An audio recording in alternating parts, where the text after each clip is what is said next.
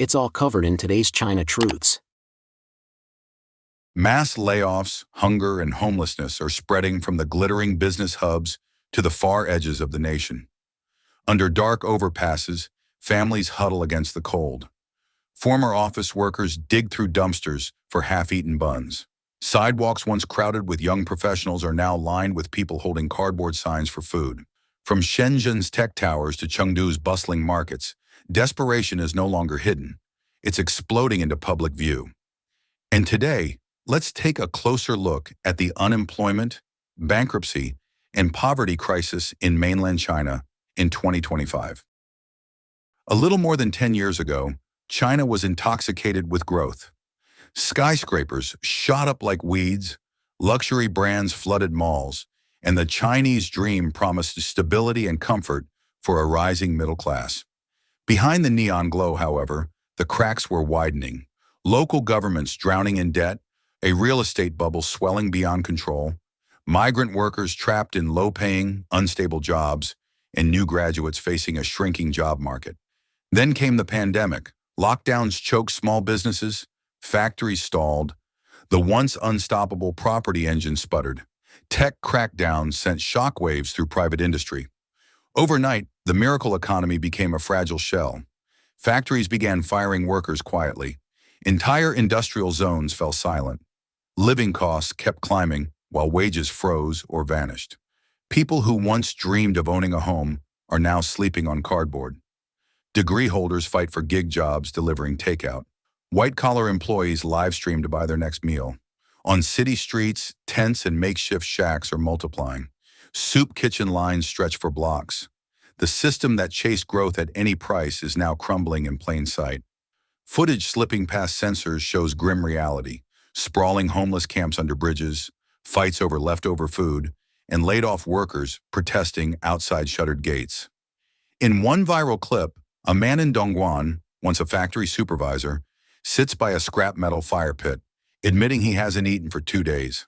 Another shows a Wuhan University graduate holding a sign, "Master's degree, will work for food."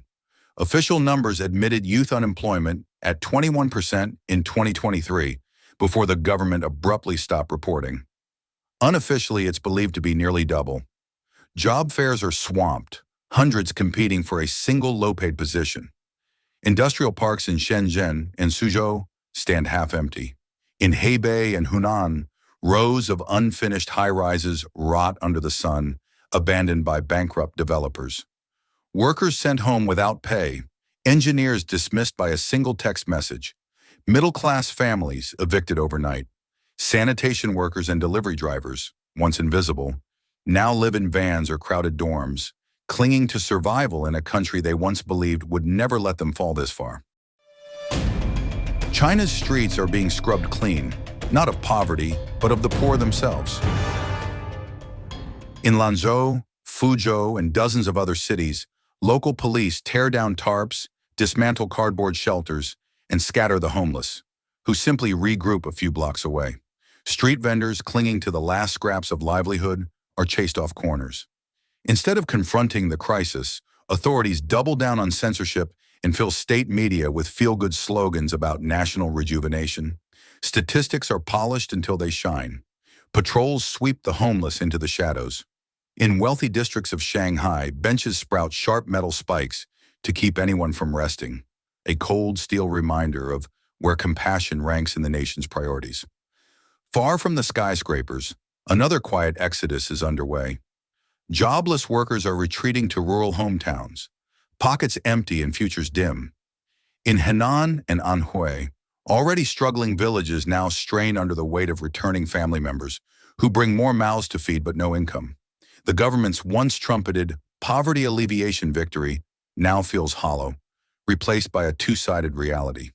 Urban streets dotted with shuttered shops and tent camps, and countryside lanes filled with forgotten returnees. This surge in homelessness and poverty is no accident. It's the direct fallout from 3 deep fractures the state refuses to mend. First, the collapse of a job market that once seemed unstoppable. China's growth machine, built on relentless construction and export manufacturing, is grinding to a halt. Global demand has cooled, and foreign firms are pulling supply chains elsewhere. Dongguan's once booming factories stand silent, their gates locked. Skilled engineers, assembly line workers, and freight handlers have been discarded overnight. Second, the promised rise of a service economy never arrived. Instead, tech giants like Alibaba and Meituan axed tens of thousands of jobs. Startup dreams died in bankruptcy courts. The government's own crackdowns on tutoring on online platforms erased millions more positions. The result is a generation of graduates facing high education, low employment. Master's degrees traded for gig work, delivering takeout, or no work at all. Third, a real estate time bomb that detonated in the middle of the urban middle class. For 2 decades, cities were built like monuments to speculation, towering apartments priced for investors, not residents. Millions bought homes off blueprints, only to see construction freeze when developers like Evergrande and Country Garden imploded. Mortgage boycotts spread. Families found themselves paying for apartments they could neither live in nor sell. In Zhengzhou and Shenyang, some now squat in unfinished buildings or park their lives in underground garages.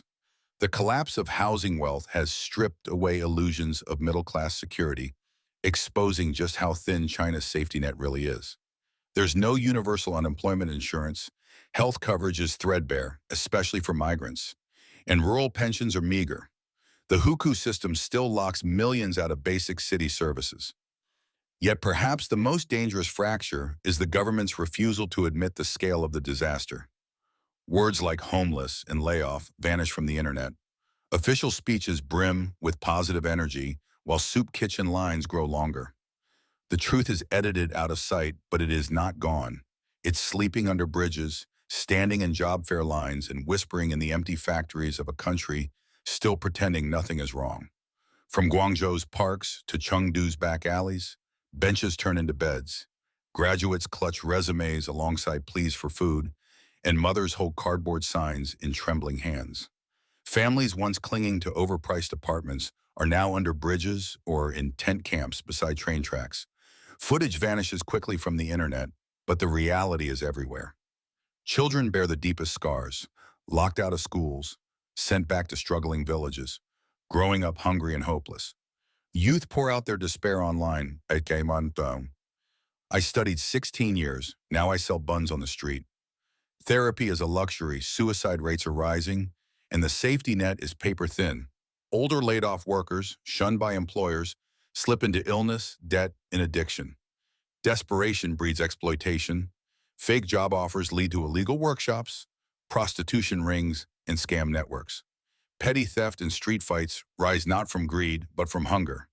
A silent urban underclass now grows. People with no job, no home, no rights. They're erased from statistics, but impossible to miss. Middle-class families fearing the same fate, hoard cash and trust nothing. Public empathy fades under censorship, leaving millions to suffer in isolation. Behind the polished GDP numbers and grand infrastructure projects, the cracks widen, social, economic, and moral. The state fears not poverty itself, but its visibility. But the danger is clear. When the ignored and invisible have nothing left to lose, silence will not last forever. Across cities and villages, from Guangdong's skyscrapers to Henan's dusty towns, a silent nightmare is unfolding. People walk into banks and walk out with nothing. ATMs don't work, online banking freezes, and for millions of Chinese citizens, a terrifying realization is sinking in. Their life savings may be gone. Lines of desperate customers snake outside shuttered branches. Protesters hold up signs begging for access to their own money. On social media, videos surface, then disappear, showing elderly citizens banging on locked bank doors, live streamers being dragged away, and whispers of system upgrades, masking what many now believe is a full-blown liquidity crisis. For decades, the Chinese banking system appeared unshakable, state-backed, party-controlled, and too big to fail. Rural banks served farmers and pensioners. Giant lenders supported real estate, infrastructure, and local governments. Trust was never questioned.